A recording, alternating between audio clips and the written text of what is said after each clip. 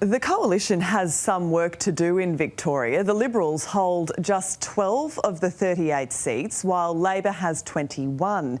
But it's a state that's endured more COVID pain than anywhere else in the country, and that impact is yet to be tested at the ballot box. You can't visit Victoria without getting a taste of the surf coast.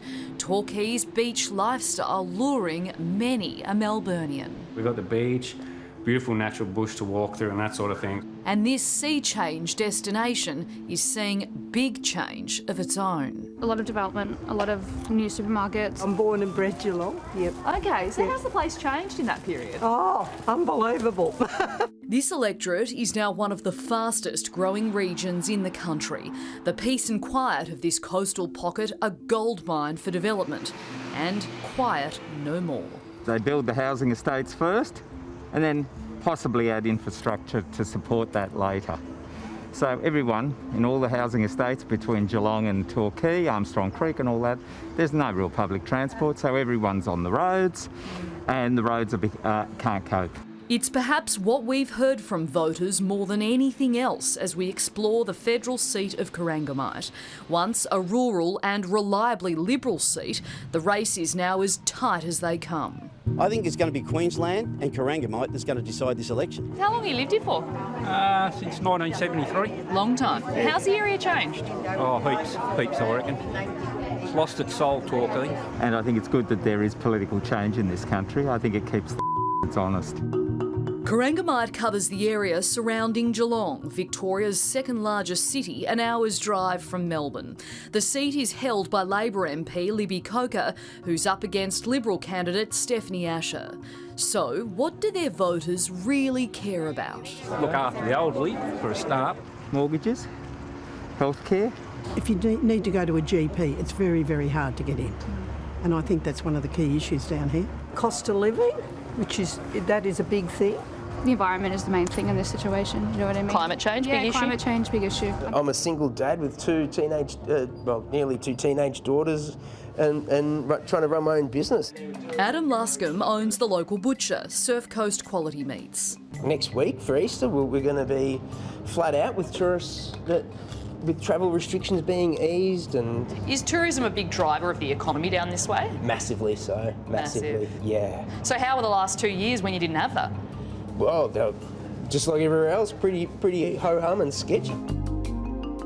During the winter, it's very quiet. During the summer, it is hectic.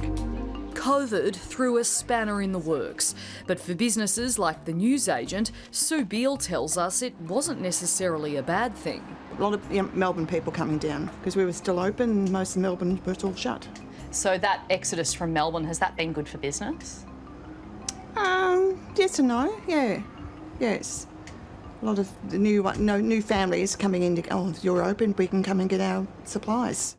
Having endured the harshest of lockdowns, Victorians like hairdresser Hunter Sedgwick won't vote in the state election until November. So the federal election may be his first chance for a say on how our leaders handled coronavirus. Getting back to normal would be a pretty good start. Okay, so Yeah. the pandemic thing is a factor? Yeah, absolutely, and the mismanagement of it. Politics has become, it's really A-grade gutter these days. Former Mayor of Geelong, Darren Lyons, believes Labor's time could be up in Corangamite. I've got a feeling it's going to turn again because of the laziness of the sitting member there now that has really spent more time factioning within the Labor Party and has fallen out of favour with the unions. Who are you going to vote for? I don't know. Do you know who your two candidates are? Yes, I don't know the names, sorry. What do you think of your local candidates? Who are they? I'm more concentrating trying to get my football team to win. I've just put on my ticket. You're all a bunch of whackers. Who are you going to vote for? We don't talk about politics, we don't talk about Oh, okay. Shh, just chicken Kiev talk in this joint. Rightio.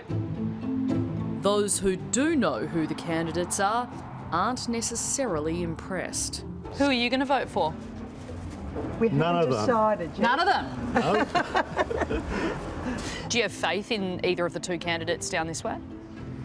I haven't really looked into it. So you'll determine your vote basically on Labor or Liberal? Yes, exactly. I think Australia, the whole of Australia, stop voting for the brand. Labor, Liberal, monster raving loony party. Vote for the local member. Educate yourself. We approached both the current member and the candidate for interviews. Both requests were rejected. Oh, well, there you go. Maybe they're too busy for us common people. Maybe. Well, I couldn't even find them in the local paper. I know this is not the only local paper, but I looked in the Geelong Addy and there's not even any campaign ads in here. When you consider how critical her campaign could be to this election, it's a bit surprising that our request to speak with Libby Coker got knocked back.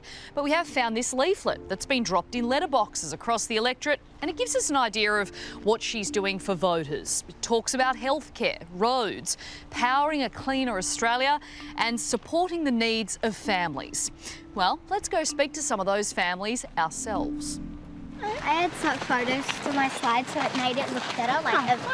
Because of the affordability of housing, there's lots of young families living the dream, you know, getting the house with the white picket fence and being able to get so much more for their money. Mum Chrissy Davies made the move from Melbourne with her family, and it sounds like Labor has her vote. Probably Libby at this stage, I think, just because she does have a bit more of a presence around the community, and some of the things that she's advocating for are really aligned with our family. I hope that we have a lot more swing voters in this election, and I hope Australia becomes a whole heap of swingers, to be quite honest with you, for the good of the country.